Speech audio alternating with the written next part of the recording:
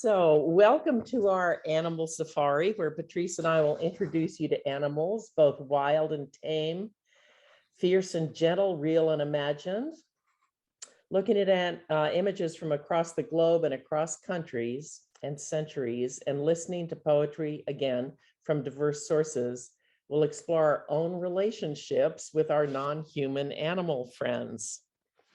Animals are a part of most of our lives in one way or another. Even if you don't have a pet, you may eat them, or you may love them, or you may be frustrated by the mosquito who bites you, or the bird that won't stop singing when you want to go to sleep at night. For me, cats are my favorite animal. I've had cats since I can remember, and you may look over my shoulder. There's a window seat over my shoulder, and one or the other of my cats may find herself there, and you may see her. So you might like to think about the role of animals in your own life. With some of the poems that I'll be reading today and next week, in the interest of time and wanting to offer you as much as possible, I will only read excerpts. When we send you the material from the two classes, however, you will receive the complete poems. Most of the poems are by contemporary American poets, 20th and 21st century American poets, but not all. And I'll give you a wee bit of info about most or many of the poets and some of the poems. Lila will show an image, she'll discuss it, and then I'll follow with a poem. That's pretty much, there's a little variation, but pretty much how it will go. Okay, Lila, I'm ready to put my safari hat on. How about you? Yeah, all set. This is a poem called I Think I Could Turn and Live with Animals by the great Walt Whitman. Whitman, American poet, considered the father of American poetry, who was born in 1819 and died in 1892. This is from Song of Myself. I think I could turn and live with animals. They are so placid and self-contained. I stand and look at them long and long. They do not sweat and whine about their condition. They do not lie awake in the dark and weep for their sins. They do not make me sick discussing their duty to God. No one is dissatisfied. No one is demented with the mania of owning things. No one kneels to another, nor to his kind that lived thousands of years ago. No one is respectable or unhappy over the whole earth. One of the classic images of man and animals throughout art history has been that of Noah's Ark. And here we have Jacopo Bassano's 16th century image. It's a rural scene, probably inspired by an Italian countryside of Noah, his wife, his three sons, and their three wives. And it's interesting, the animals, some are 2 by 2, but mostly they're kind of all mixed up, wild and tame. And they're entering the ark. And it's interesting to note that this typifies the Christian perspective of the relationship of man and animals. Noah is both the protector of the animals, but he's also the master. Aesop's fables, originally an oral tradition begun by a Greek slave, the fables were addressed to adults and covered religious, social, and political themes. When the printing press came along in the mid, 15th century, the fables were one of the very first stories to be printed. And here's a little from Aesop. I've never been beaten, bragged the hare. I challenge anyone here to race with me. The tortoise said quietly, I accept your challenge. That is a good joke, said the hare. I could dance round you all the way. Keep your boasting till you've beaten, answered the tortoise. Shall we race? Okay, these four images speak for themselves in terms of the poem that Patrice is going to read right now. This is a poem by A.A. Milne, English children's author, the author of Winnie the Pooh. My mother memorized these poems, and then I memorized them, learning them from her. With the ease of the iambic pentameter, these poems are actually quite easy to memorize, the poems of A.A. Milne. This is called The Four Friends. Ernest was an elephant, a great big fellow. Leonard was a lion with a 6-foot tail. George was a goat and his beard was yellow, and James was a very small snail. Leonard had a stall and a great big strong one. Ernest had a manger and its walls were thick. George found a pen, but I think it was the wrong one, and James sat down on a brick. Ernest started trumpeting and cracked his manger. Leonard started roaring and shivered his stall. James gave a huffle of a snail in danger, but nobody heard him at all. Ernest started trumpeting and raised such a rumpus. Leonard started roaring and trying to kick. James went a journey with a goat's new compass, and he reached the end of his brick. Ernest was an elephant and very well intentioned. Leonard was a lion with a brave new tail. George was a goat, as I think I've mentioned, but James was only a snail. Okay, so we're dealing first with wild animals. And here we have Emi Lou Packard, an artist who was a friend of Frida Kahlo and her husband.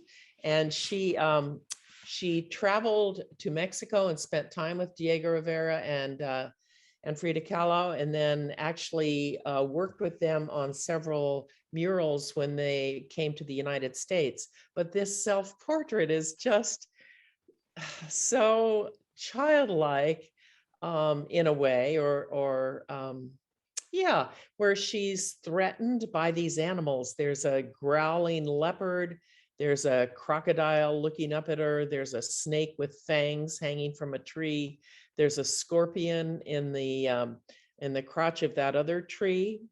And so it's just a lovely, almost childlike image of her standing in the jungle and with an incredible homemade frame. Frida Kahlo, as you know, I'm sure, was half Mexican and half German, but she really embraced her Mexican heritage, fully emphasizing her indigenous roots in self-portraits such as this one, where she's in a jungle setting surrounded by monkeys. I'm going to read an excerpt of Monkeys at Haridwar. Haridwar is in India, on the banks of the Ganges, in the foothills of the Shivalik Mountains, a holy place for Hindus. And this poem was written by the Pakistani poet Tafiq Rafat, 1927 to 1998. Monkeys at Haridwar. One remembers the monkeys at Haridwar in the good old days when Bharat was India, who snatched food from the hands of the unwary. Being sacred, they plundered with impunity. We were children then, on our way to Lahore for the winter break. When we passed Haridwar, we anticipated the monkeys who perched in rows on the train roof, awaiting their chance. We could not see them, but knew they were there from experience, more sudden and dangerous than those who chatted on the crowded platform. There were temples too. Since then, in my mind, monkeys and temples have been synonymous. The only monkeys one sees now are in the zoo or at the end of a chain, but they are a poor lot compared to those bold religious monkeys. And after doing some research, I found that actually the monkeys are still there at Haridwar and continue to be up to their shenanigans to this day. We've got some rhinos. So Durer, Albrecht Durer was one of the first artists to paint non-religious subjects. Up until this point, of course, almost all art was, the patron was either the church or a very wealthy, collector patron. But he was very interested in painting plants or drawing plants and animals. And clearly he's never seen a rhino, but he'd read about one. So we've got this delightful sort of imaginary rhinoceros. And then on the right, of course, is a cave painting from Lascaux. And these images just totally fascinate me in that they're deep in a cave where it would be pitch black, except for perhaps a candle or some kind of very simple torch. Artists were able to create these images with depth and accuracy and imagination.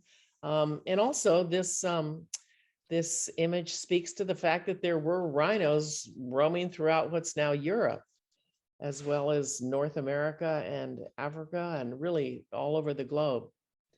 This is called The Animals Are Leaving by an contemporary American poet, Charles Webb. The animals are leaving, one by one, like guests at a late party. They shake our hands and step into the dark. Arabian ostrich, long-eared kit fox, mysterious starling. One by one, like sheep counted to close our eyes, they leap the fence and disappear into the woods. Atlas bear, passenger pigeon, North Island laughing owl, great auk, dodo, eastern wapiti, Badlands bighorn sheep. One by one, like grade school friends, they move away and fade out of memory. Portuguese ibex, blue buck, auroch, Oregon bison, Spanish imperial eagle, Japanese wolf, hawk's bill sea turtle, Cape lion, heath hen, Rhyeta thrush. One by one, like children at a fire drill, they march outside and keep marching, though the teachers cry, "Come back." Waved albatross, white bearded spider monkey, pygmy chimpanzee, Australian night parrot, turquoise parakeet, Indian cheetah, Korean tiger, eastern harbor seal, Ceylon elephant, great Indian rhinoceros. One by one, like actors in a play that ran for years and wowed the world, they link their hands and bow before the curtain falls.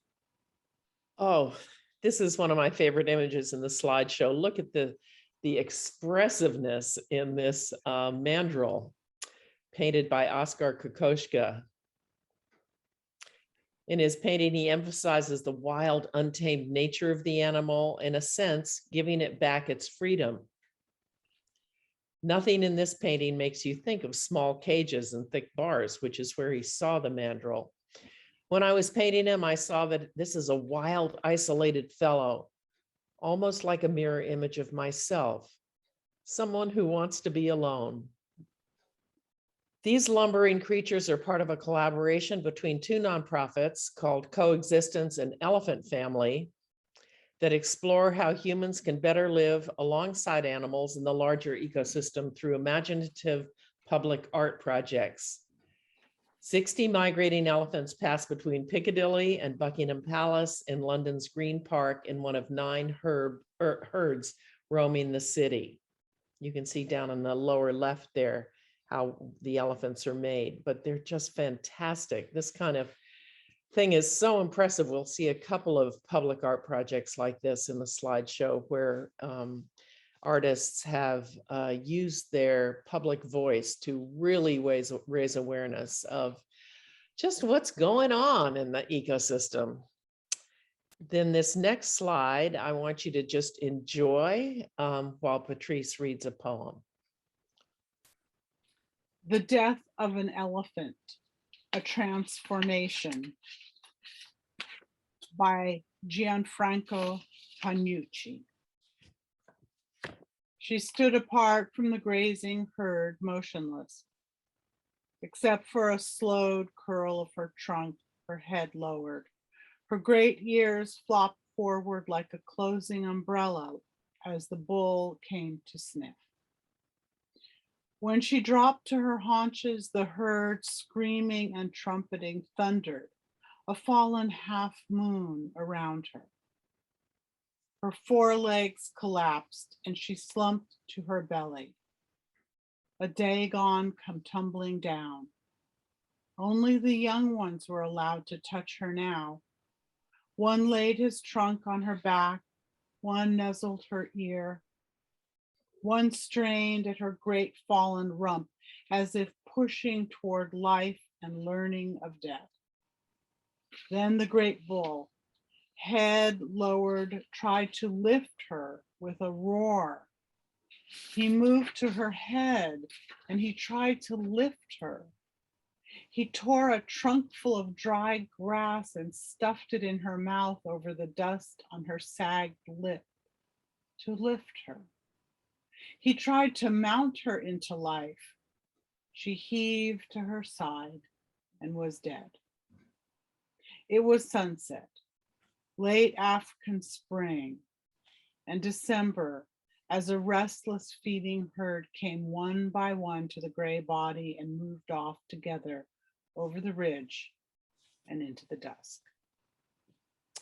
I picked this image because I think Kaplakova here has just created a very powerful animal in terms of the way she's chosen to frame the elephant, to cut off part of the image so that it just brings the beast right into our picture space. It's very intimate, strong, powerful, and yet the flowing colors in a very minimal palette just add a sense of tragedy and melting away that is just very expressive. I was excited to find this image.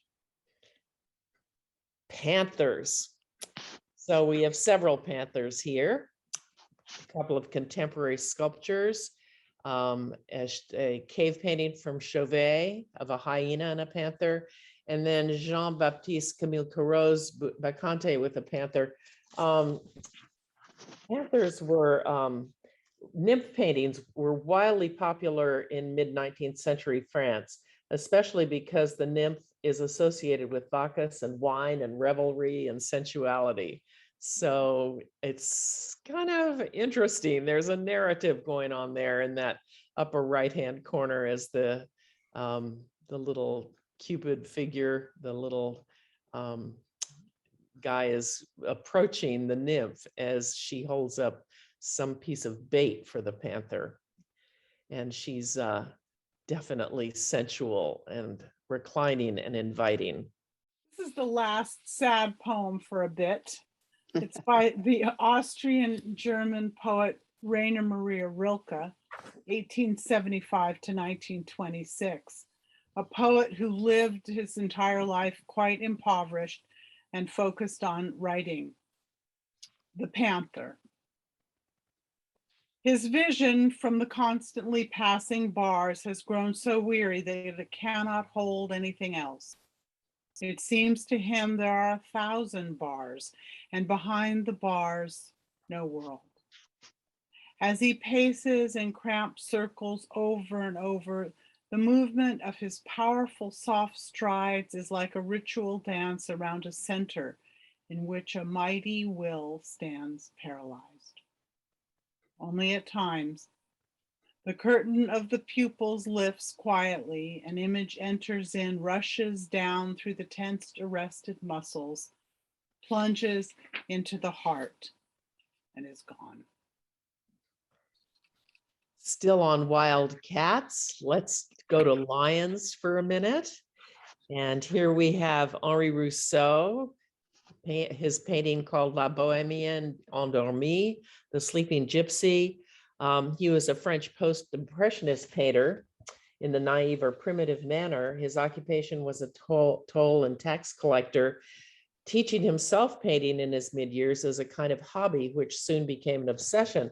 The Sleeping Gypsy is iconic. I know you all are familiar with it.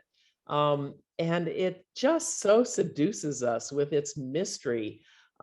This woman is sleeping. Is she dreaming that the lion is there, touching her shoulder? Is it real? The Sleeping Gypsy, the painting reflects the fascination that Rousseau and his Parisian contemporaries had with the wandering gypsies, the Romany people known in France as Bohemians. Here, the woman is oblivious to the lion, or is she? And the simplicity, the way Rousseau has deleted all the details and is just focused on the power of this beast with the sunlight on his mane and his tail active and in motion, and his eyes just as bright as the moon itself. So Patrice, I think you've got a poem for us.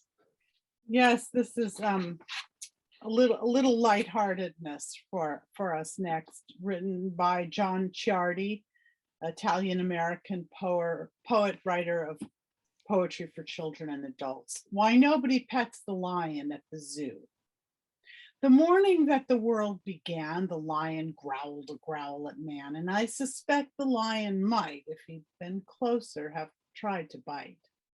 I think that's as it ought to be, and not as it was taught to me. I think the lion has a right to growl a growl and bite a bite, and if the lion bothered Adam, he should have growled right back at him. The way to treat a lion right is growl for growl and bite for bite. True, the lion is better fit for biting than for being bit, but if you look him in the eye, you'll find the lion's rather shy. He really wants someone to pet him. The trouble is his teeth won't let him. He has a heart of gold beneath, but the lion, gosh, he just can't trust his teeth. So we're just exploring here the relationship of us as humans with animals, both wild and tame. And I love this image and wanted to include it, although we don't have a poem for it, but it's Daniel in the lion's den, you know, one of the biblical stories that we all learn about usually as kids, by Peter Paul Rubens. And so you've got these fierce animals snarling and restless and moving around in the den, and obviously very threatening. And Daniel is completely vulnerable, except for the blessing of God, who is keeping the lions from eating him because of his faith. God quieted the lions and spared Daniel, and Daniel looks up to the heavens here through this hole in the cave towards God. It's great stuff. I mean, it's really right out of an opera and dramatic imagery. Moving now to tigers, we've got another Henri Rousseau, and this was painted in 1891, showing a tiger illuminated by a flash of lightning as he prepares to pounce on his prey in the midst of a raging gale. But again, it's got Henri Rousseau's sort of fascination with the exotic, with jungles, with simplified forms, really very imaginative and childlike in the sense of drama and excitement. Okay, so here we've got James Fitzgerald, a Monterey artist, both Monterey and Maine. His tiger, look at this image. You gotta just love it. It's strong. Each line works. Each line has a job. It's animated. It's watercolor. James Fitzgerald was able to use watercolor to just, in a way that, was fairly innovative and in fact fairly modernist in the mid 20th century, to just bring things to life, a minimal brushwork and color palette to accomplish a very powerful expression of this tiger. And as an aside, I'm going to be teaching an Ollie class this February on the work of James Fitzgerald in conjunction with the Monterey Museum of Art, who's hosting a very impressive James Fitzgerald exhibition with works drawn from all over the country. And it's going to be quite a lovely and blockbuster exhibition. It's interesting, Fitzgerald is one of the Central Coast artists that we actually haven't heard a whole lot about, which I'll talk about in my class, but he's lesser known partly because he was a fairly taciturn and modest guy, but he had an incredible impact on other artists of the Central Coast, and in fact, really across the country, and he blossoms under scrutiny. So go ahead, Patrice. Well, here's a poem I bet everybody or almost everybody will be familiar with. It's The Tiger by William Blake, who was an English artist, poet, and printmaker, largely unknown during his lifetime. He lived from 1757 to 1827. Tiger, tiger, burning bright in the forests of the night, what immortal hand or eye could frame thy fearful symmetry? In what distant deeps or skies burnt the fire of thine eye? On what wings dare he aspire? What the hand dare seize the fire? And what shoulder and what art could twist the sinews of thy heart? And when thy heart began to beat, what dread hand and what dread feet? What the hammer, what the chain, in what furnace was thy brain? What the anvil, what dread grasp dare its deadly terrors clasp? When the stars threw down their spears and watered heaven with their tears, did he smile his work to see? Did he who made the lamb make thee? Tiger, tiger, burning bright in the forests of the night, what immortal hand or eye dare frame thy fearful symmetry? One more comment I wanted to make about this image is Fitzgerald not only was schooled back east where he grew up in conservative and traditional Western art, but he, during his years in Monterey, became intrigued. He was part of the whole group at Ed Rickett's lab with Joseph Campbell and Krishnamurti, and those guys were all philosophers as well as writers and artists and all. And he became intrigued with Eastern theology and Eastern art. And you can see here the influence of calligraphic line and the power of the simple stroke of a brush, and how it can create form and action, and each stroke is important and critical to the final image. You get started on these things and you find animals everywhere, and they're all exciting. I mean, look at this tiger on the left who's grabbing a hold of the bird and pulling the feathers out and scattering them everywhere.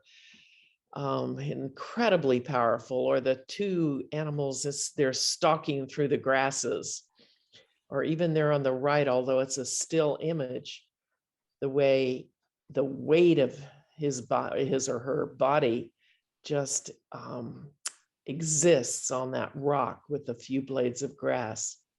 The tiger appears over and over in Chinese paintings. Since ancient times in China, tigers have symbolized tradition of dignity, ferocity, sternness, courage, and at times spiritual protectors. So, oh, going on to foxes. This, of course, is Winslow Homer's The Fox Hunt, 1893. Apparently, Homer used a fox's pelt draped over a barrel in the snow out in his yard to accurately record color harmonies. And it's hard to see on this slide because of the dark background, but there's actually, it depicts a fox foraging for food who is in turn being hunted by crows above him, who are also driven by predation to predation by hunger. So you've got this animal pouncing through the snow, sinking into it, the same way, if you'll notice in the lower left, Homer's own signature there is sinking into the snow. And he's got the date. And the ocean beyond, the simplicity of just a couple of clouds in a dark sky. Again, Winslow Homer had such an influence on modernism in the 20th century, the artists that were to follow him in terms of minimalizing shape and all. So there's a poem from a poet who has greatly influenced late 20th century and 21st century writing. This is Lucille Clifton, 1935 to 2010. I had the pleasure of knowing her when she was a professor at UCSC, and I'll just tell you a very quick story about her. When she came for her last reading in Santa Cruz toward the end of her life at UCSC, someone at the back of the room, and she was ill at the time, and someone at the back of the room yelled out to her, "Read louder." And Clifton leaned toward the microphone, and in a quiet voice, she said, "Listen harder." Here's her poem called Telling Our Stories.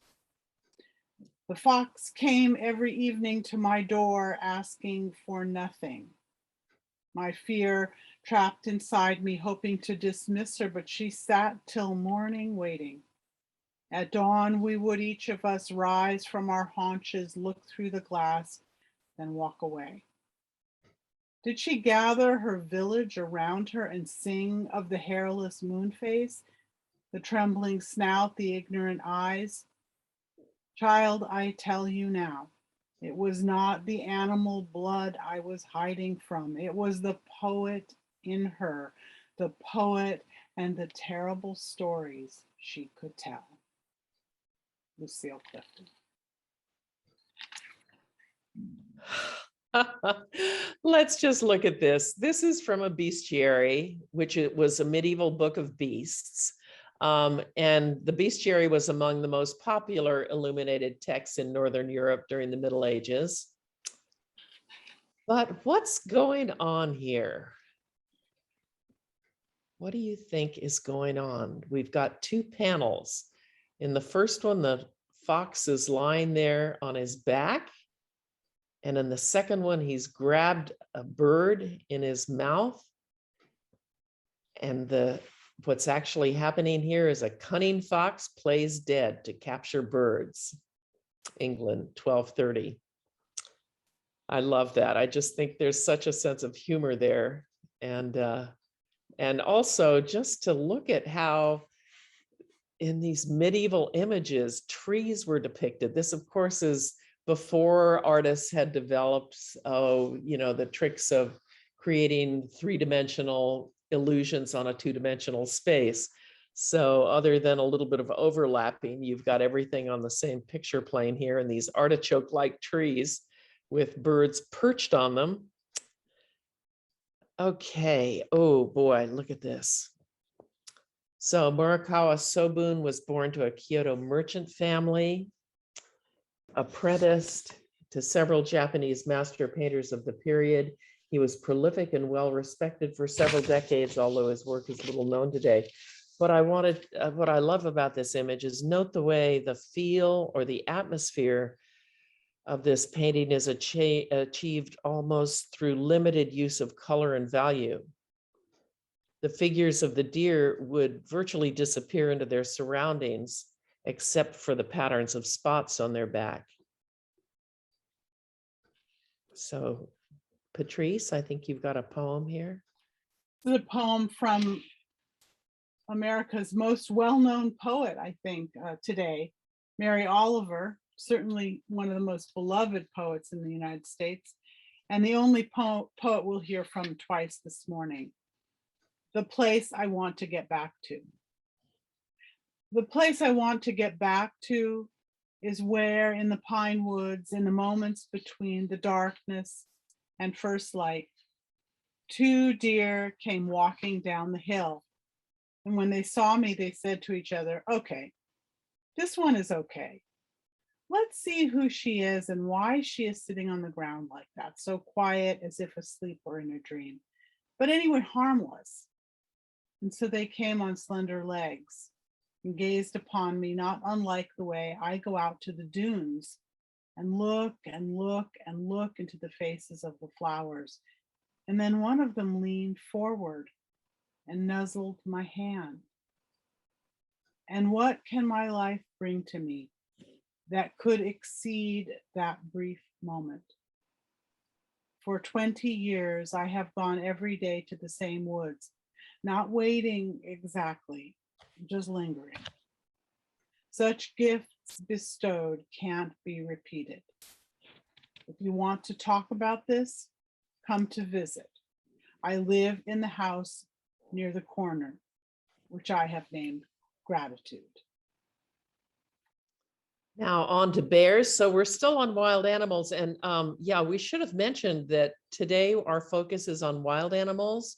Next week, it's going to be on domestic animals, pets, animals that we choose to live with and bring into our lives on a more intimate basis.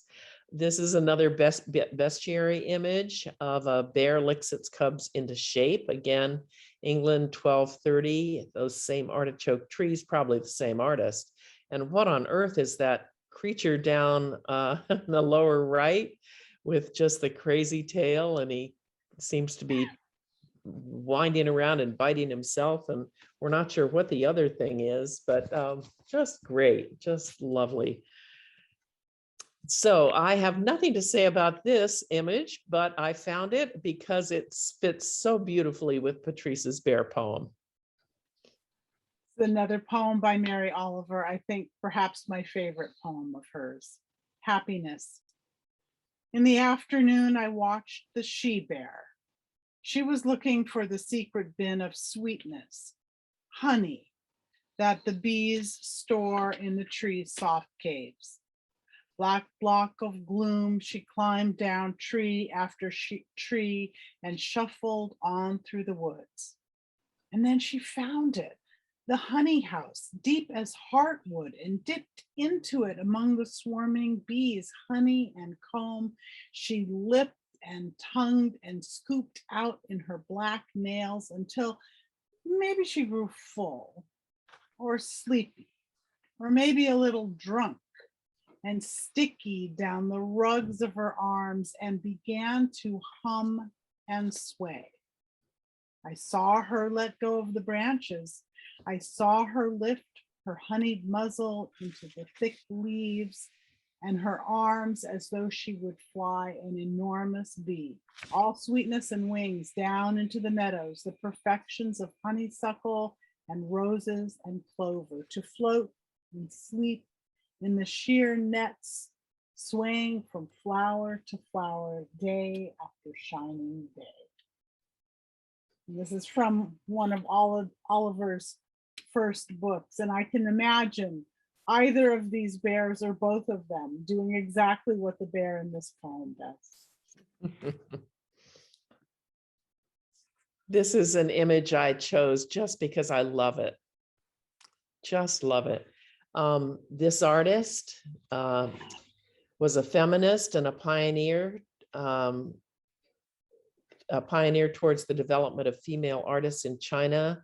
It's 20th century, but just she accomplishes, again, so very much with just ink and line and a sense of the fur of the bear here and the twisted body, the ears back, the nose up, the mouth open.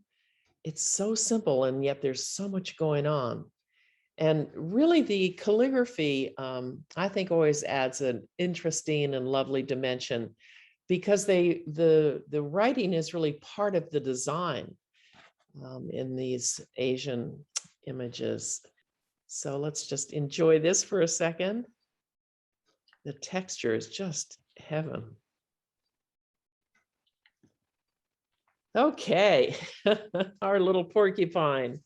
So Peter Payou was an English illustrator of French descent, working in the late 18th century. He did a number of animal illustrations, and a lot of them remain, although very little is known of his life. So go ahead, Patrice. Hedgehog by Chu Chen Po, translated from the Chinese by Kenneth Rexroth. I don't know anything, nor could I find anything about Chu Chen Po, but Rexroth was a well-known American poet and translator of poetry, both from Chinese and Japanese. Hedgehog. He ambles along like a walking pincushion, stops and curls up like a chestnut burr. He's not worried because he's so little. Nobody's going to slap him around.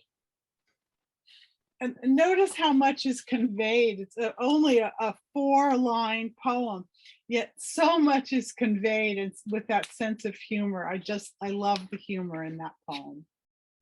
Back to you, Lila. Okay, let's see here.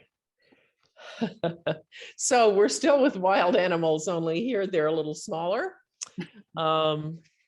We've got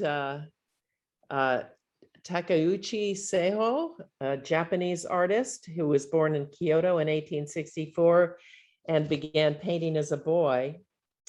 In 1900, he toured Europe, where he studied Western art. And after returning to Japan, he established a unique style combining traditional Japanese ink wash simplicity with Western forms of realism. His favorite subjects were animals, often in amusing poses, such as this mouse inspecting a top hat. Okay, here's the poem to go with it. Another A.A. Milne. Missing.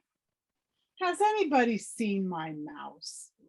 I opened his box for half a minute just to make sure he was really in it. And while I was looking, he jumped outside. I tried to catch him. I tried. I think he's somewhere about the house. Hasn't anyone seen my mouse? Uncle John, have you seen my mouse? Just a small sort of mouse. He came from the country. He wasn't a town one, so he'll feel all lonely here on a Monterey street. Why, what could he possibly find to eat? He must be somewhere. I'll ask Aunt Rose. Aunt Rose, have you seen a mouse with a woofly nose? We just got out. He must be somewhere about. Hasn't anybody seen my mouse? Can you tell I recite that poem to children, and I have for the last 40-something years. That's great. Oh, let's see. River Han is a retired architect and Chinese calligrapher living here in California. Here's an image, the lunar year of the rat. And I love that the peanuts have the little stems coming out of them, just like the tail of the rat. Look at the power of the red on either side and how it just punches this image forward in the forward to us. It's great. It's very strong. And here's the only poem in the class that I will share with you of my own. It's called Patience. I wrote this up at Wilbur Hot Springs, up outside of Williams, California, in probably 1990 or so. Patience. Not a fish or a turtle, the river rat swims. The brown stone of her body glides from riverside to riverside. In her mouth, she carries water grass, the brown stems that border these banks. She is building a nest, for this is spring's first day, when babies prepare to be born. On the wood and silver bridge, I stand looking down and across at the green hills, the pasture land, and at my own solitude that flickers and chimes like a bell within. For hours, the rat continues, swims across the river, and again, more grass in her small mouth. Just beneath the water's surface, her long tail swirls and the wet fur glistens. The wake of her effort nearly disappears each time she reaches the far shore. Thank you, Patrice. That's lovely. It's so nice to have one of your poems included here. Thank you. There is a proverb that, of course, we all know: when the cat's away, the mice will play. Scenes of animals parodying human behavior are frequently encountered in Flemish painting. In that context, mice and rats are generally associated with vices such as drunkenness and gluttony.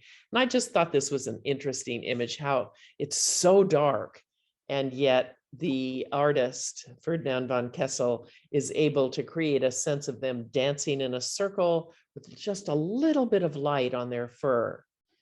But boy, talk about a minimal palette. There's just very little variation, and the light reflecting off their eyeballs and their tummies. 1690. And then, of course, Banksy and his rats. In Banksy's work, the rats become a kind of a trademark, an irreverent and ubiquitous little beast. It often represents a call for change to social structures that directly impact global inequality and unjust wars. So lovely, great. He's what a sense of humor. He accomplishes so much through humor. Okay, now moving to a few insects. Go ahead, Patrice. This is a poem by one of the most famous of the haiku art poets. There were three most well-known,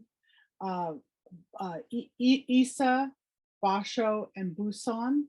And this is by Matsuo Basho, translated by the great American poet Robert Hass. This is he's the most famous poet from the Edo period in Japan, 1644 to 1694. And I'll read the poem twice because it is so short. It's a haiku. The dragonfly can't quite land on that blade of grass. The dragonfly can't quite land on that blade of grass.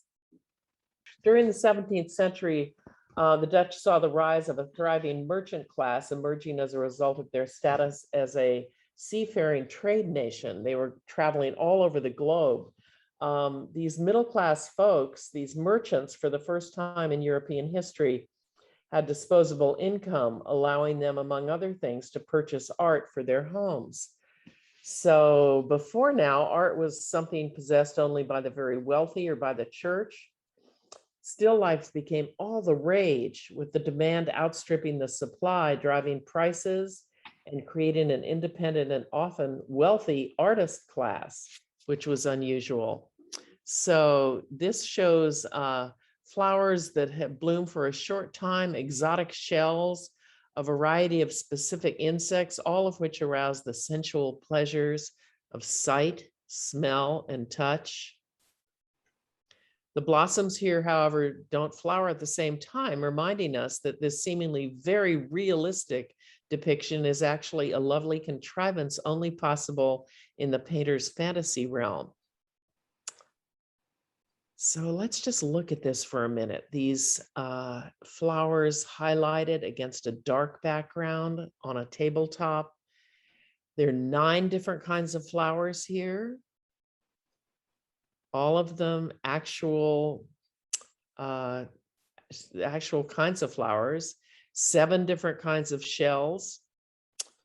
How many different insects do you see? Can you count them? There are actually 6, but these Dutch still lifes are lots of fun to look at because they're so often the flowers are just past peak bloom. They're just at the tipping point where they might be losing a petal or two.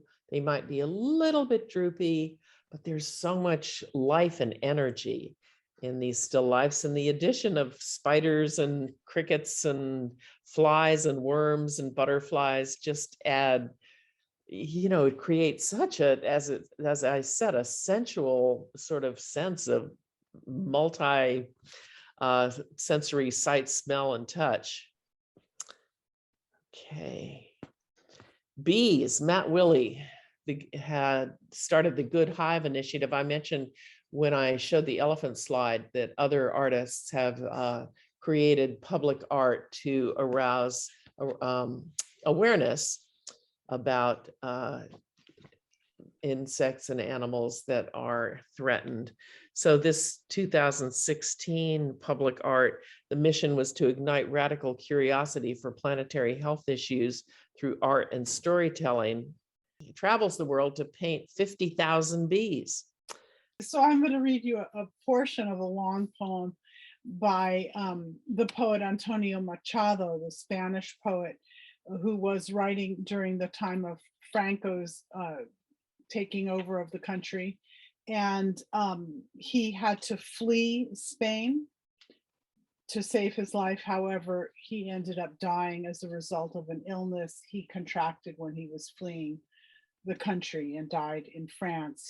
He was born in 1875 and died at the age of 63 in 1939. And I'm going to recite this portion of the poem first in Spanish and then in English. Anoche, cuando dormir, soñé bendita ilusión, que una colmena tenía dentro de mi corazón, y las abejas iban fabricando en él con las amargura vieja, blanca cera y dulce miel. Last night, as I was sleeping, I dreamt, marvelous error, that I had a beehive here in my heart, and the golden bees were making white comb and sweet honey out of all my old mistakes. So now we're going on to birds, and then we'll do fanciful animals, and that will wrap up today, but we still have a few more treasures for you. I just inserted this slide this morning. I was looking at my Art Daily news feed that I always check on first thing, and saw this image from Versailles, Versailles has just staged an exhibition of animals because, as you probably know, the Louis from the Ancien Regime had thousands of animals, both tame and wild, that they lived with, that they collected, that they showed, and these were paintings of some of the king's parrots. This little Albrecht Durer owl is just a sweet, we saw his rhinoceros. This is quite different, but it still shows his interest in the natural world, his interest in animals, his interest in secular subjects. And here he has depicted very realistically a little owl in 1508. And I think, Patrice, you have a poem here? Yes, by John Haynes, American poet. If the owl calls again at dusk from the island in the river, and it's not too cold, I'll wait for the moon to rise, then take wing and glide to meet him. We will not speak, but hooded above the frost, soar above the alder flats, searching with tawny eyes. And then we'll sit in the shadowy spruce and pick the bones of careless mice while the long moon drifts toward Asia and the river mutters in its icy bed. And when the morning climbs, the limbs will part without a sound, fulfilled, floating homeward as the cold world awakens. This little image interests me because the owl looks so sweet and benign in a way, with his little face and his wing tucked in and his soft belly, the soft plumage on his stomach. And then you look at those formidable talons, and it's a whole different feel. Go ahead, Patrice. I think you have this William Adolphe Bugaro night poem of owls flying, and the Bugaro was a late 19th century artist whose paintings are romantic and dramatic and fanciful. So go ahead. So here's a little Edward Lear. Oh, was an owl who flew all in the dark away. Papa said, what an owl you are. Why don't you fly by day? Lighthearted poem there. And here is a poem by contemporary American poet, a poem not lighthearted at all, by Ada Limon, called What It Must Have Felt Like. Palm-sized and fledgling, a beak protruding from the sleeve. I have kept my birds muted for so long, I fear they're grown accustomed to grim quietude. What chaos could ensue should a wing get loose? Come overdue burst, come flock, swarm, talon and claw, scatter the coop's roost, free the cygnet and its shadow, crack and scratch at the state's cage, cut through cloud and branch, no matter the dumb hourglass's white sand yawning grain by grain. What cannot be contained cannot be contained. And notice how the poet personifies fear and anxiety by giving it to being inhabited by a bird. And I just thought it went so well with this painting, that sense of the overwhelm and fear that one might have. Okay. Yeah, those are great comments.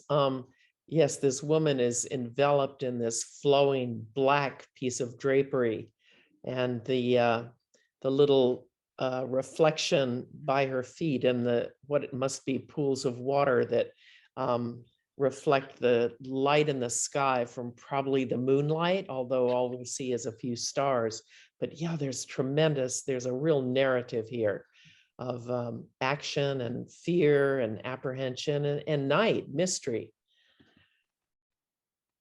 So let's see, I just included these two because I love them. I thought they were very neat kind of prints of animals, of parrots by an Austrian artist who was known for her expert use of linocut and distinctive layering technique. The kiss of the sun for pardon, the song of the birds for mirth. One is nearer God's heart in a garden than anywhere else on earth. Oh, Milton Avery, I included this because he says so much with so little.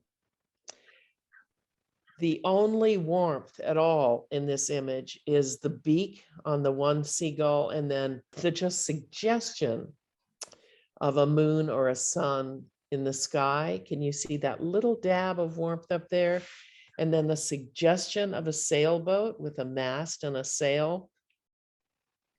The activity, the motion of the rocks on the beach, with just a few really very, I think, Asian kind of strokes of brushwork. He can create the texture of a rock and its different, the motion of its different facades. And the two seagulls interacting, just a great, simple little image. The Red-Tailed Hawk by Tomlodgett. Oh, we chose this contemporary image of a red-tailed hawk to accompany Robinson Jeffers' 1932 poem, Hurt Hawk, about his decision to end the agony of a hawk with a broken wing. And I just wanted to mention, because I said it to Patrice and she said, well, why don't you say that? I used this poem year after year with my students at CSUMB to introduce them to Jeffers' work. And you know, Jeffers is complicated. It's his writing is not easy. And especially for college students whose exposure and experience with the language is you know, somewhat limited. So it was always, Hurt Hawk was always met with a bit of consternation on the first reading because his language and because of his language and the complexity of the emotions. But I always insisted on reading it again and then probably again, usually about 3 times. And often by the third time, it became a poem that students just really responded to with enthusiasm and emotions. So I was delighted that Patrice wanted to include it today. And in case you don't know, Robinson Jeffers was a Carmel poet. If you haven't, you must get yourself down to Tor House to take a tour, and do take the tour offered by Ollie's own Elliot Rookowitz Roberts. Jeffers lived from 1887 to 1962. And here is Hurt Hawks, a poem in 2 parts. 1. The broken pillar of the wing jags from the clotted shoulder. The wing trails like a banner in defeat. No more to use the sky forever, but live with famine and pain a few days. Cat nor coyote will shorten the week of waiting for death. There is game without talons. He stands under the oak bush and waits the lame feet of salvation. At night, he remembers freedom and flies in a dream. The dawns ruin it. He is strong, and pain is worse to the strong. Incapacity is worse. The curs of the day come and torment him at distance. No one but death, the Redeemer, will humble that head. The intrepid readiness, the terrible eyes. The wild God of the world is sometimes merciful to those that ask mercy, not often to the arrogant. You do not know him, you communal people, or you have forgotten him. Intemperate and savage, the hawk remembers him. Beautiful and wild, the hawks and the men that are dying remember him. 2. I'd sooner accept the penalties, kill a man than a hawk. But the great red tail had nothing left but unable misery, from the bones too shattered for mending, the wing that trailed under his talons when he moved. We had fed him for 6 weeks. I gave him freedom. He wandered over the foreland hill and returned in the evening, asking for death, not a beggar, still-eyed with the old implacable arrogance. I gave him the lead gift in the twilight. What fell was relaxed. Owl downy, soft feminine feathers. But what soared, the fierce rush, the night herons by the flooded river cried fear at its rising before it was quite unsheathed from reality. It's such an intense poem. We don't have time for me to read it to you 3 times, but I hope that you will read it to yourself a few times. I want to point out to this line at the end of the first section of the poem where Jeffers says, the wild God of the world is sometimes merciful to those that ask mercy, not often to the arrogant. As it should be, I think. Back to you, Lila. Okay, Patrice, thank you. The dodo bird. So one of the most famous and often copied paintings of a dodo specimen, this image by Avery, came into the possession of the ornithologist George Edwards, who later gave it to the British Museum, hence the name Edwards dodo, 1626. The bird swallowing a frog in the lower right may be the likewise extinct red rail. It's also been suggested that the 2 parrots are the extinct Lesser Antillean macaw and the Martinique macaw. So an image of extinct animals. That's great though, isn't it? I mean, interesting, 1626, that's the very beginning of the 17th century when real, non-religious subjects were becoming just much more prevalent, and that an artist would choose to paint this subject is intriguing with such passion and enthusiasm and color and motion and detail. Okay, let's look at a few imaginary animals, like if pigs could fly. Go ahead, Patrice. This is, I'm sure, recognizable to everybody. Maurice Sendak's Where the Wild Things Are, just a tiny excerpt. Let the wild rumpus start, and the wild things roared their terrible roars and gnashed their terrible teeth and rolled their terrible eyes and showed their terrible claws. Go ahead, Patrice. I'm just going to read the first stanza of this very, very favorite, famous, popular poem, The Owl and the Pussycat. The owl and the pussycat went to sea in a beautiful pea green boat. They took some honey and plenty of money wrapped in a 5-pound note. The owl looked up to the stars above and sang into a small guitar. Oh, lovely pussy, oh pussy, my love, what a beautiful pussy you are, you are, you are, what a beautiful pussy you are. And when I got married at the end of the wedding ceremony, we recited this poem with the audience, and it was maybe my favorite part of that whole day. Oh, that's great. There's certainly two completely different images here, aren't they? The one on the left, the pussycat is sort of demurely or coyly licking or touching its own paw and leaning back on the honey pot. And on the right, we've got a stork about to land, and the pussycat is holding a card that says happy birthday. And these fish are coming out of the depths of the ocean to explore and examine what's going on. Still talking about fanciful animals, the Hunt of the Unicorn or the Unicorn Tapestries is a series of European tapestries dating from the Middle Ages. The series of 7 tapestries is now in the cloisters in New York and was possibly made, or at least designed, in Paris at the turn of the 16th century. Tom Campbell, who is the former director of the Metropolitan Museum of Art, recently acknowledged that experts still don't know for whom or where the tapestries were made. There's still a lot of mystery that surrounds them. The unicorn has long been identified by Christian writers as a symbol of Christ, conscripting the traditionally pagan symbolism of the unicorn. John D. Rockefeller Jr. bought them in 1922 for about $1 million US, all 6 of them. 6 of the tapestries hung in Rockefeller's house until the cloisters was built, when he donated them to the Museum of the Metropolitan in 1938. I've always enjoyed these just from an art history point of view.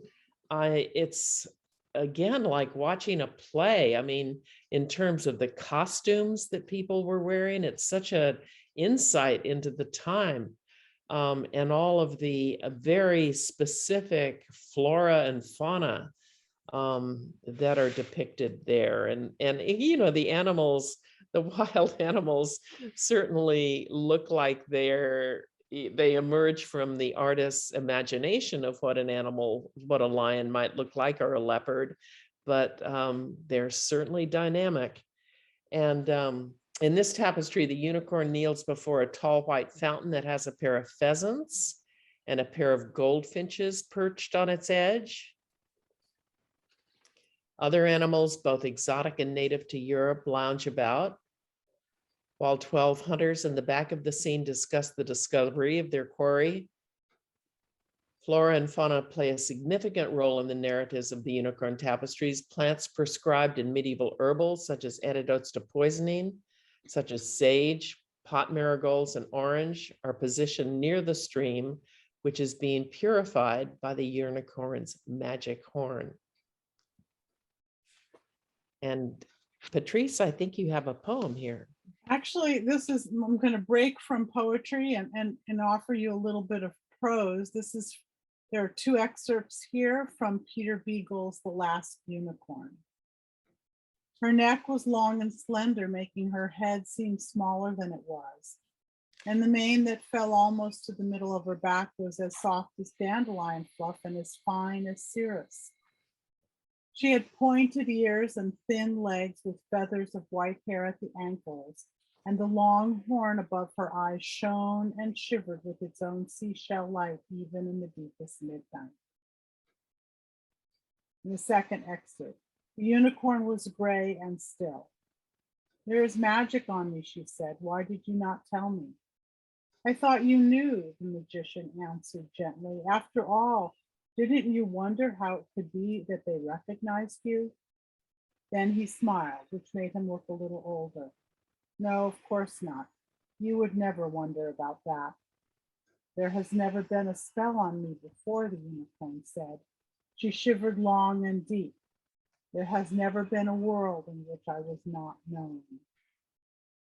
And these tapestries have a particular importance to me, as my first 8 years of life, I lived in Washington Heights in New York City and frequently went to the cloisters to see them.